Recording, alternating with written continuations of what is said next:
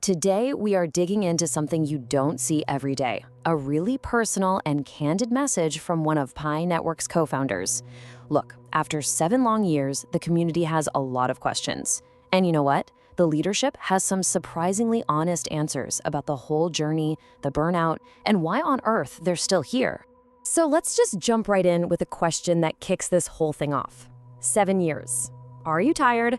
For the millions of pioneers who've been tapping that little lightning button day in and day out, this question, it really hits home, doesn't it? That's a long time to wait, and it's for sure a question on everybody's mind. And right from the get-go, the co-founder, Dr. Fan, sets this really interesting tone.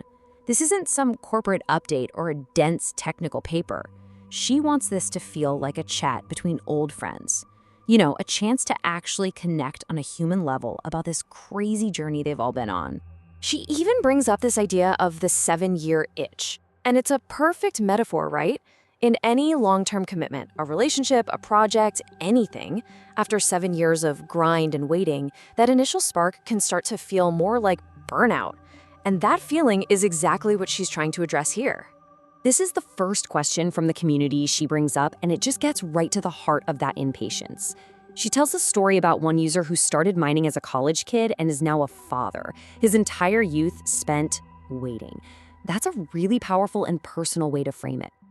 And of course, that feeling of how much longer leads right to this next, much heavier question. Should I just give up? I mean, pioneers have seen other crypto projects explode and then crash.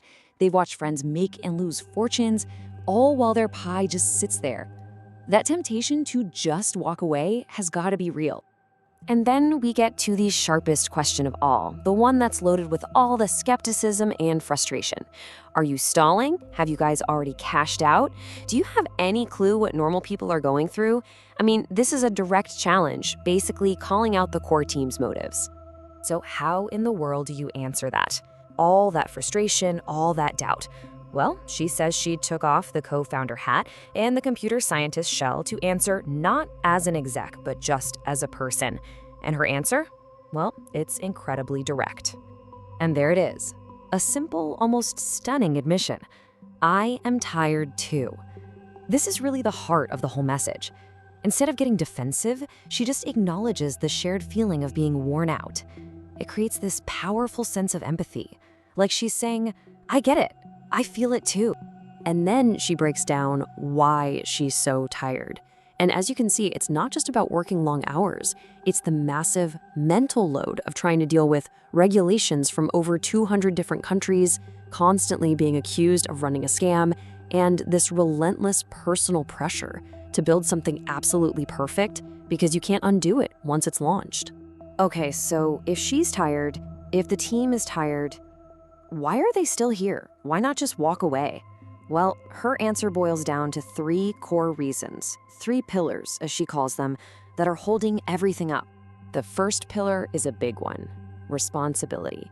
She explains that what might have started as a kind of sociological experiment back at Stanford, well, it's not just a project anymore. When you have tens of millions of people involved, it becomes a promise, a covenant even. And this number, this just shows you the insane scale of that promise. 19 million people who've put their trust in this. The caption from her message says it all. 19 million burning hearts I dare not let cool to ash. Wow. Talk about a heavy weight to carry on your shoulders. And this isn't just about a big number, it's about real people. She shares these stories. A single mom in the Philippines who sees Pi as the only inheritance she can leave her child. A student in Nigeria who used Pi to buy his first laptop. I mean, when the stakes are that high, how can you give up? Now, this second pillar is really interesting. It's not what you'd expect. It isn't hope or vision, it's anger. A deep, motivating anger at how unfair the traditional financial world is. So this slide kind of lays out the battlefield. On one side, you have the old order. That's both Wall Street and even mainstream crypto, which she calls a capital game for the elites, with huge barriers to entry. And on the other side, you've got the Pi way, which is all about accessibility. One person, one account, something you can do on your phone. It's basically a declaration of war on financial exclusion. So the anger isn't just for anger's sake. It's driven by a mission. It's this flat-out refusal to accept that new technology should only make the rich richer. The whole point is to prove that you can build a fairer system, a currency that actually works for billions of people, not just a few insiders. And that brings us to the third and final pillar, the future. And this is where she completely flips the script on those 7 slow years. The argument is that it wasn't a delay. It was about laying a deep, complicated, and absolutely essential foundation. So what have they actually been building all this time? Not just an app. She calls it building the financial railroad tracks of the future. Things like a compliance system that's ready for Europe's super strict crypto laws, a network designed to resist quantum computers, and an identity system built for the age of AI. These aren't short-term fixes. These are huge, long-term strategic moves. And the analogy she uses for this is just perfect. It's like bamboo. For years, you see nothing happening on the surface, but underground, it's building this massive, sprawling root system. She's saying that was pie for the last 7 years, all roots. And now, with that foundation finally set, it's ready for that explosive, visible growth. And this isn't just some vague promise about the future. She points to real examples that this blooming phase is starting right now. You're seeing the ecosystem actually come to life. People using Pi in social apps, local coffee shops accepting it as payment. The foundation is starting to support real-world activity. The whole message builds to this really encouraging climax. The argument is that the hardest part, the long, slow work of building that foundation, is over. The community isn't lost in the woods anymore. They're right there, standing on the coastline, looking out at a new world. And she leaves the community with this really powerful, almost poetic line.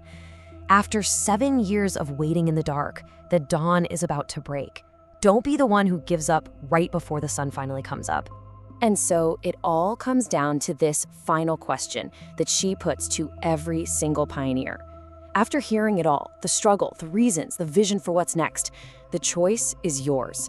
The treasure door you've been waiting for all this time is about to open. Are you going to turn away now?